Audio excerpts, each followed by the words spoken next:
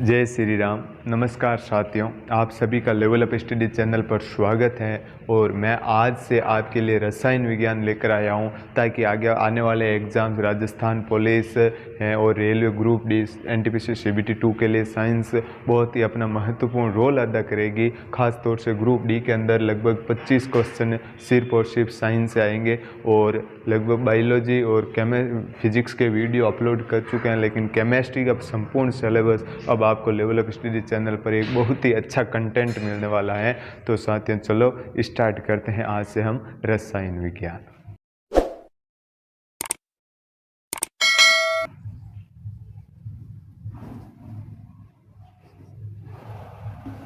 Chemistry, रसायन विज्ञान।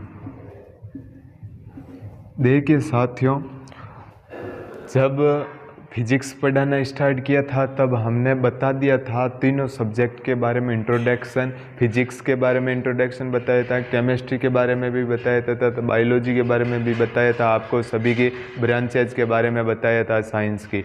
तो अब देखिए आगे रसायन विज्ञान की बात कर रहे हैं। और रसायन विज्ञान का जैसा कि विज्ञान की परिभाषा हो गई थी, और जिस विज्ञान में साइंस की जिस ब्रांच के अंदर रसायनों का अध्ययन किया जाता है, स्टडी ऑफ केमिकल्स, रसायनों का अध्ययन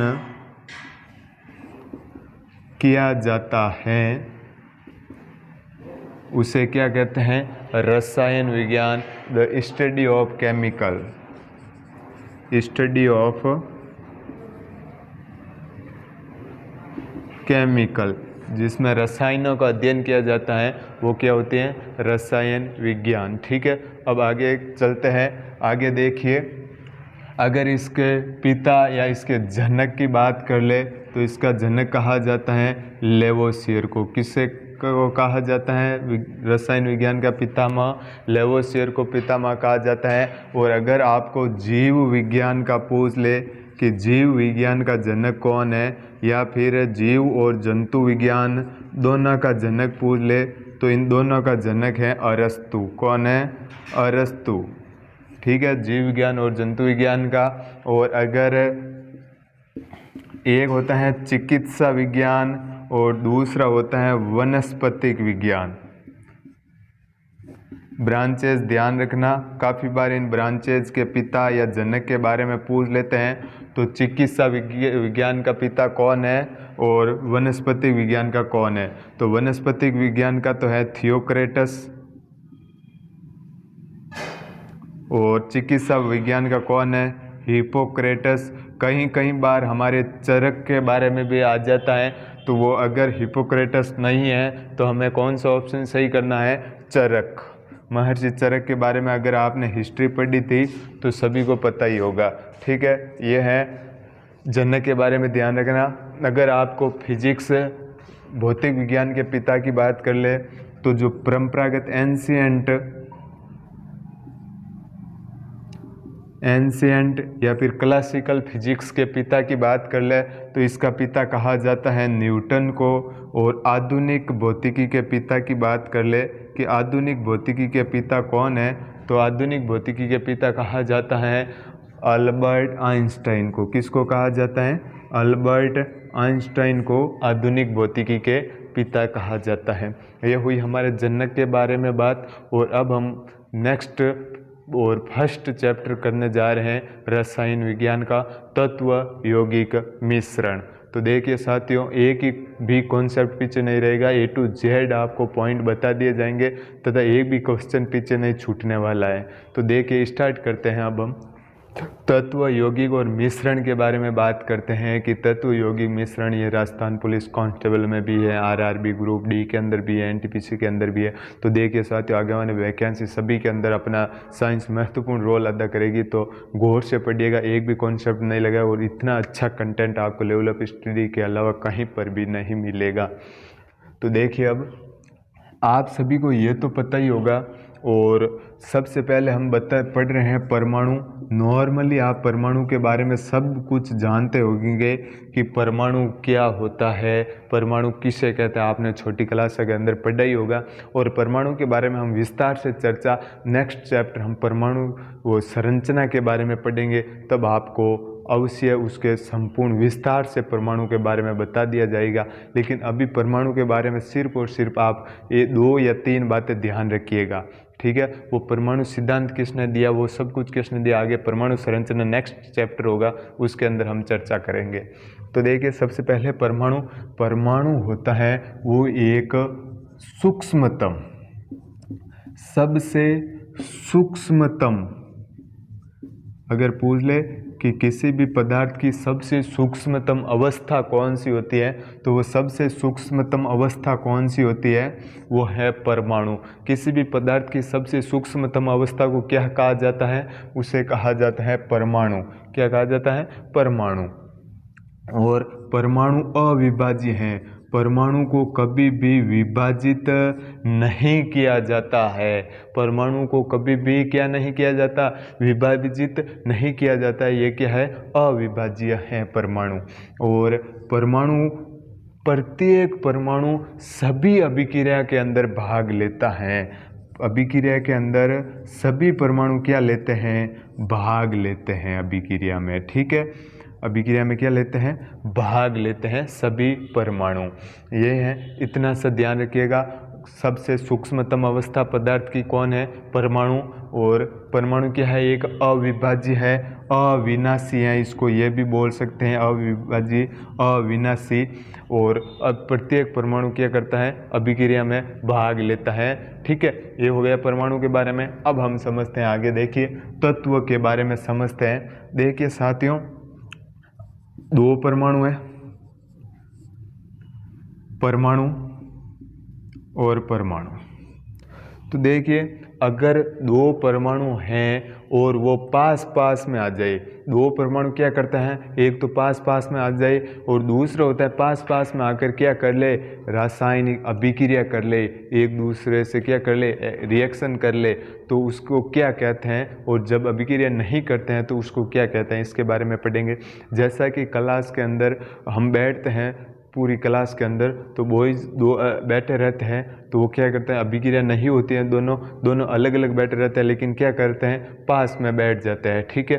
और अगर वो अन्य चीज़ को लेते हैं, आगे समझेंगे, लेकिन उदाहरण के तौर पर मैं आपको सिर्फ बता रहा हूँ कि जैसे पानी की 2 बूंदों को आपस में पास पास में रख देते हैं तो वो क्या हो जाती हैं, मिल जाती है। तो देखिए ये परमाणु है, ये 2 परमाणु लिए हमने, और ये परमाणु और ये परमाणु को हमने क्या रखा, पास पास में रखा। और यह परमाणु अगर क्या कर ली, आपस में अभिक्रिया कर ली, क्या कर ली, आपस में अभिक्रिया कर ली। इसने क्या किया, सिर्फ पास पास में आई, अभिक्रिया नहीं की है। अगर 2 परमाणु पास पास में आ जाए और अभिक्रिया नहीं करे तो किसका निर्माण होता है, तत्व का, एलिमेंट का निर्माण होता है। और अगर ये दोनों परमाणु आपस में क्रिया कर ले और क्रिया पास में आकर क्या कर ले, क्रिया कर ले, तो किसका निर्माण होता है, अणु का। किसका निर्माण होता है, अणु का निर्माण होता है। तो देखिए ये दोनों पास पास में आए, दोनों ने रिएक्शन नहीं की, तो किसका निर्माण हुआ, तत्व का। अगर तत्व का निर्माण हुआ है तो देखिए तत्व क्या है, अभिक्रिया ही नहीं की है, तो तत्व क्या है, पदार्थ की क्या है, सबसे शुद्धतम अवस्था है। क्या है, पदार्थ सबसे शुद्धतम अवस्था है। किसी भी पदार्थ की सबसे शुद्धतम अवस्था पूछ ले तो किसी भी पदार्थ की सबसे शुद्धतम अवस्था क्या होगी, तत्व होगी, ठीक है। दूसरा है अणु। अगर आपको पूछ ले किसी भी पदार्थ के सभी गुणधर्म किसके अंदर मौजूद रहते हैं, तो पदार्थ के सभी गुणधर्म किसके अंदर मौजूद रहते हैं, अणु में। सभी गुणधर्म किस में मौजूद रहते हैं, अणु के अंदर किसी भी पदार्थ के सभी गुणधर्म मौजूद रहते हैं। और पदार्थ की सबसे सूक्ष्मतम अवस्था शुद्धतम अवस्था कौन सी है, तत्व है। और तत्व के आगे कभी भी संख्या नहीं लिखी जाती है। कैसे नहीं लिखी जाती है, देखिए साथियों, जैसे आप लेते हैं आयरन लेते हैं तो आयरन है तो इसके आगे संख्या नहीं लिखेंगे, सिर्फ और सिर्फ इसका क्या लिखेंगे, प्रतीक लिखेंगे। जैसे इसको ले लिया एल्यूमिनियम, एल्यूमिनियम है तो इसके आगे संख्या नहीं लिखेंगे, सिर्फ और सिर्फ इसको डिनोट किससे किया जाएगा, इसके प्रतीक से। और अणु के अंदर क्या होता है, जैसे ऑक्सीजन लेते हैं O2 तो इसके आगे ये क्या है, 2 है जो एक संख्या है। अगर संख्या आ गई तो वो तत्व नहीं होकर क्या होगी, अणु होगी। ठीक है, ये दोनों के अंदर डिफरेंट है कुछ। जैसे ले लिया आपने N2 ले लिया नाइट्रोजन, ये भी क्या हुई, एक प्रकार की अणु हुई। और यहाँ पर क्या है, ये ऑक्सीजन O ले लो, इसके आगे संख्या नहीं लिखी तो ये क्या हुआ, हमारा तत्व हुआ। और अणु के आगे हमेशा क्या लिखी जाती है, संख्या लिखी जाती है। ये हुई हमारे तत्व और अणु की डेफिनेशन, ये हुआ। अब देखो तत्व के बारे में आप सभी समझ गए होंगे, अणु के बारे में आप सभी समझ गए होंगे। अब देखो किसका निर्माण हुआ, परमाणु परमाणु पास में आए, रिएक्शन नहीं की तो तत्व का, और तत्व किसी भी पदार्थ की सबसे शुद्धतम अवस्था है। और पदार्थ के सभी गुणधर्म किसके अंदर मौजूद रहते हैं, अणु के अंदर मौजूद रहते हैं। ठीक है, अब हम आगे देखते हैं। तत्व और अणु का निर्माण कर लिया हमने। अगर तत्व और अणु पास में आ जाए, और दूसरा होगा अगर तत्व और अणु पास में आकर क्या कर ले, अभिक्रिया कर ले। तो दोनों के बारे में समझते हैं क्या होता है।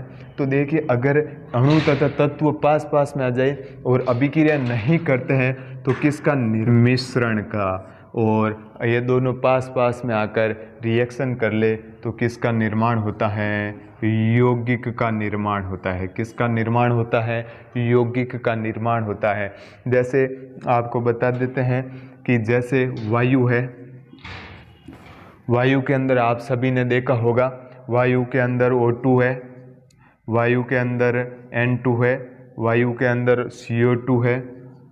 ठीक है, अगर ये क्या, ये वायु के अंदर घुली हुई है, क्या ये वायु के अंदर मिक्सर है, लेकिन ये एक दूसरे में नहीं घुली है, कुछ मात्रा में। अगर हम 100% श्वास लेते हैं तो उसमें सबसे ज़्यादा हम 78% क्या लेते हैं, नाइट्रोजन लेते हैं। और जो 21 है जो क्या लेते हैं, हम ऑक्सीजन लेते हैं। श्वसन के अंदर सर्वाधिक मात्रा में ली गई गैस अगर पूछ ले तो आपको क्या लेते हैं, 78% नाइट्रोजन। लेकिन नाइट्रोजन जितनी लेते हैं उतनी क्या कर देते हैं, बाहर निकाल लेते हैं। ऑक्सीजन जितनी लेते हैं उसे क्या करते हैं, कम बाहर निकालते हैं। CO2 लेते हैं 0.03, लेकिन बाहर क्या निकालते हैं, ज़्यादा निकालते हैं। क्यों, ऑक्सीजन है जो किस में बदल जाती है, CO2 में बदल जाती है।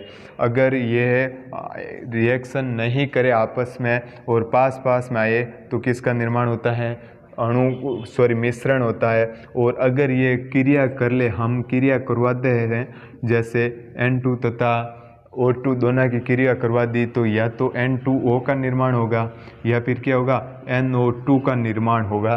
तो ये क्या होगा, एक मिश्रण न होकर क्या होगा, एक यौगिक का निर्माण होगा। समझ रहे होंगे साथियों, अणु तथा तत्व पास पास में आ जाए, अभिक्रिया नहीं करे तो किसका निर्माण होता है, मिश्रण। जैसे वायु के अंदर ये गैसें घुली हुई तो हैं लेकिन आपस में क्या नहीं कर रही हैं, अभिक्रिया नहीं कर रही हैं, तो वायु क्या है, एक मिश्रण। और यौगिक अगर ये क्रिया कर ली तो किसका निर्माण हुआ, यौगिक का निर्माण हुआ। जैसे और एग्जाम्पल देखते हैं, मिश्र धातुओं के बारे में देखते हैं। पहले देख लेते हैं हम सीमेंट के बारे में।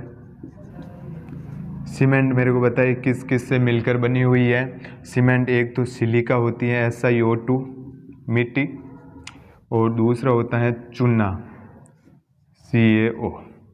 इन दोनों से मिलकर बनी हुई है। ये दोनों क्या है, पास पास में आए या दोनों घुल गए।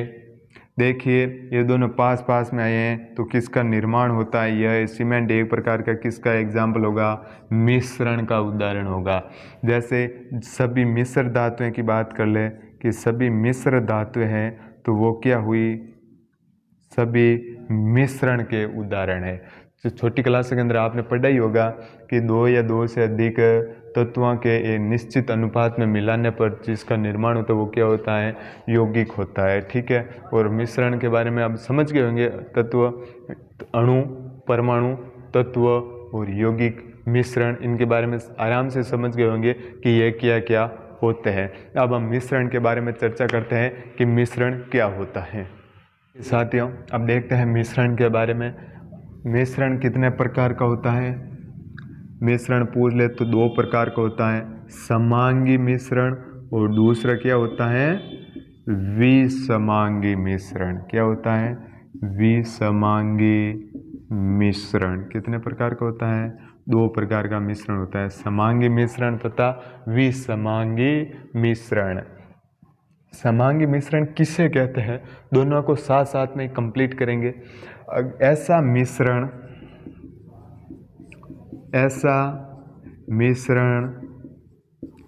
जिसमें सभी घटकों का वितरण एक समान हो। ऐसा मिश्रण जिसमें सभी घटकों का वितरण क्या हो? एक समान हो। ठीक है, कैसे अभी समझते हैं। जैसे हम लेते हैं पानी है हमारा, पानी के अंदर क्या मिलाया आपने? नमक मिला दिया। पानी के अंदर क्या मिलाया आपने? नमक पूरी तरह उसके अंदर मिला दिया। तो अब मेरे को बताओ घटकों का वितरण एक समान कैसे होगा? देखिए, पानी अगर आपके उसके अंदर मिला दिया है तो आप उसको कहीं से भी टेस्ट करो, चाहे ऊपर की सतह से टच करो, चाहे नीचे से बूंद टच कर लो, बीच में से करो, साइड में से करो, कहीं से भी उसको टच कर लो आप नमक तथा पानी के घोल को, उसको टेस्ट लो आप उसका, तो एक समान ही उसका स्वाद आएगा। तो इसका मतलब क्या हो? उसके अंदर घटकों का वितरण क्या है? एक समान है। जैसे आप सभी चाय तो पीते ही होंगे, चाय के अंदर अगर मिट्टी है तो पूरे कप के अंदर चाय क्या है? मिट्टी है। ऐसा नहीं है कि ऊपर क्या है? मिट्टी और नीचे क्या है? फीकी। ऐसा नहीं होता है। अगर वो घुलेगी तो क्या हो गया? पूरे के अंदर घुलेगी तो वो एक प्रकार का, किस प्रकार का मिश्रण है? वो समांगी मिश्रण है। घटकों का वितरण एक समान होता है। ठीक है, अब तो समझ में आ गया। और अभिसमांगी मिश्रण में इसके अंदर क्या होता है? ऐसा मिश्रण जिसमें घटकों का वितरण क्या हो? असमान। जिसमें घटकों का वितरण असमान हो। क्या हो? घटकों का वितरण असमान हो। कैसे? अब मेरे को बताओ आप। जैसे जल है, जल के अंदर मैंने मिट्टी का तेल मिला दिया। क्या मिला दिया? मिट्टी का तेल मिला दिया। तो अब मेरे बताओ, जल है, जल के ऊपरी सतह पर ही मिट्टी का तेल क्या करेगा? तैरने लग जाएगा। तो क्या वो पूरे बाल्टी के अंदर, जैसे सपोज इन दोनों को घोला है मैंने, जल के ऊपर मैंने रख दिया मिट्टी का तेल, तो क्या यह घटकों का वितरण एक समान है? नहीं। क्यों? क्योंकि जो तेल है मिट्टी का वो ऊपरी सतह पर ही तैरेगा, नीचे मिक्सर नहीं होगा। तो वो एक प्रकार का, किस प्रकार का मिश्रण है? विसमांगी मिश्रण है। जैसे मैंने ले लिया लोहे का बुरादा और लकड़ी का बुरादा। लोहे का बुरादा प्लस लकड़ी का बुरादा, तो ये भी एक किस प्रकार का मिश्रण होगा? यह एक प्रकार का विसमांगी मिश्रण होगा। तो आप समझ रहे होंगे समांगी मिश्रण क्या होता है और विसमांगी मिश्रण क्या होता है। दोनों के अंदर डिफरेंस आप सभी समझ गए होंगे। अब मेरे को बताओ आप, एक वायु है, अभी हमने पढ़ा था वायु को मिश्रण के अंदर, तो इन दोनों मिश्रणों में से वायु एक किस प्रकार की मिश्रण है? समांगी मिश्रण है, होमोजीनियस और हेट्रोजीनियस, दोनों में से कौन से प्रकार की है वो देखिए और कमेंट बॉक्स में इसके बारे में बताइएगा। ठीक है, देखिए बताओगे तो नहीं, मुझे ये तो पता ही है, लेकिन वायु एक प्रकार का क्या है? समांगी मिश्रण है। वायु अभी मैंने बताया था, जैसे आप एक श्वास लेते हो, आप सभी ने मैथ्स के अंदर इतना तो पढ़ा ही होगा, कोई भी जितनी भी मात्रा है वो अपने आप में कितनी है? 100% है। आपने एक बार श्वास ली तो कितनी वो ली? अपने आप में वो कितनी है? 100% है। तो अगर आपने 100% ली है तो उसमें से आपने क्या 78% क्या लिया? आपने नाइट्रोजन 21 क्या लिया? आपने ऑक्सीजन 0.03 क्या लिया? आपने CO2 ली है। लेकिन नाइट्रोजन की हमारे शरीर के अंदर आवश्यकता ही नहीं होती है, जितनी लेते हैं उतनी क्या कर देते हैं? वापस त्याग देते हैं। और वायु है, तो वायु आप सभी को पता ही होगा, ऐसा तो नहीं है कि हमने पहली बार सांस ली उस समय नाइट्रोजन की मात्रा कम रह गई, ऑक्सीजन की ज़्यादा हो गई, ऐसा बिल्कुल भी नहीं है। तो वायु एक किस प्रकार का मिश्रण है? हमारा समांगी मिश्रण। सभी प्रकार की मिश्र धातुएं मिश्र धातुएं। मिश्र धातु कैसी, जैसे आप सभी ने पढ़ा ही होगा, कॉपर तथा जिंक मिलकर किसका निर्माण करते हैं, पीतल। क्या आप पीतल के अंदर आप सभी को वो क्या होती है, पूरी तरह क्या होती है, घुली हुई रहती है, घटकों का वितरण एक समान होता है। ऐसा नहीं है कि एक सतह पर तो कॉपर ज़्यादा है, दूसरी सतह पर जिंक ज़्यादा है, ऐसा बिल्कुल भी नहीं है। दोनों क्या होगा, दोनों घटकों का वितरण क्या होगा, एक समान होगा। पूरे बर्तन में जो भी है वस्तु उसके अंदर पीतल का निर्माण हो रहा है तो इन दोनों का घटकों का वितरण क्या होगा, एक समान होगा। जैसे अभी हमने सीमेंट का भी एग्जाम्पल देखा था, तो क्या ऐसा तो नहीं है सीमेंट में मिट्टी, मतलब एक जगह मिट्टी ज़्यादा हो गई दूसरी जगह CO ज़्यादा हो गए, बिल्कुल नहीं है। घटकों का वितरण क्या है, एक समान है। तो सीमेंट भी किसका एग्जाम्पल है हमारा, इसी का उदाहरण है समांगी मिश्रण का। तो ये था हमारा मिश्रण के बारे में, समांगी मिश्रण, विसमांगी, होमोजीनियस तथा हेट्रोजीनियस मिक्सर।